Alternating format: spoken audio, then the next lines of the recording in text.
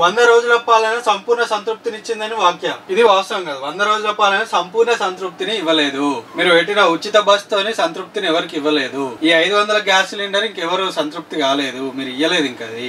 మొన్ననే కరెంటు అదొక 200 యూనిట్లు అమలు చేశారు. మరి ఇప్పుడు 200 యూనిట్లు ఫ్రీ ఇస్తున్నామని అంటున్నాం, కానీ దీనికి ఏం లింక్ పెడతావు? ఇప్పుడు మళ్ళీ మీకు కరెంట్ ఫ్రీగా వస్తుంది కదా, రోజుకి 4 గంటలు కరెంట్ ఇస్తాం అంటావు కావచ్చు. తర్వాత 1 నెల 2 నెలలు ఇచ్చినట్టు చేసి ఆ తర్వాత రాష్ట్రంలో కరెంట్ అందుతలేదు, మనకు ఫండ్స్ లేవు, కేసీఆర్ అంతా చిల్లం కల్లం చేసిండు కరెంటుని అని చెప్పి మళ్ళా దీన్ని కూడా 4 గంటల కరెంట్ చేస్తామేమో. 200 యూనిట్లు ఫ్రీగానే, కానీ దాన్ని 4 గంటల కరెంట్ చేస్తాం. 100 యూనిట్లు కూడా కాలేదు. అప్పుడు చెప్పలేం, చేస్తే చేయొచ్చు.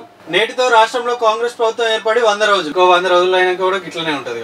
రోజులతోనే లెక్క పెట్టదు. ఇంకొకటి ఏంటంటే మేము వచ్చి గిన్ని రోజులు అవుతుందని కాదు లెక్క. ఇక్కడ ఈ 100 రోజులలో మేము ఇంతమంది ప్రజల్ని సంతోష పెట్టినాం. ఈ వర్గానికి ఇది అయింది చెప్తా పాటు 100 రోజులలో ఏమైంది తెలుసా? ఎంతో మంది రైతులు వాళ్ళు వేసిన పంటకు నీళ్ళు అందక కాలబెట్టుకున్నారు, పంటలను వదిలేసారు నీళ్ళు అందక. మరి నీళ్ళు అందకపోతే నేనేం చేస్తా అంటే దానికి పరిష్కారం చూపించాల్సింది మీరే. ఆ కాళేశ్వరంలో ఉన్న 2 పిల్లర్లు 7 పిల్లర్లు ఏవైతే ఉన్నాయో అవి రిపేర్ చేయించి నీళ్ళు వదిలితే కొంతవరకు, అంతేకాకుండా ఒక 50% అన్న, ఒక 50% అన్న ప్రజలకు, రైతులకు కొంచెం మేలు కలిగించేది కదా. ఈ పంటలు ఎండక రైతులు ఈ తగలబెట్టుడు, వాళ్ళు వేసిన పంటను తగలబెట్టుడు, ఇవన్నీ చూడక దాదాపు ఒక 10 ఏళ్ళు అవుతాను. 10 ఏళ్ళ తర్వాత మళ్ళీ కాంగ్రెస్ గవర్నమెంట్ అధికారంలోకి వచ్చాక మళ్ళీ ఇప్పుడు చూస్తాను. వాస్తవాలు నేను చెప్పేటి అన్ని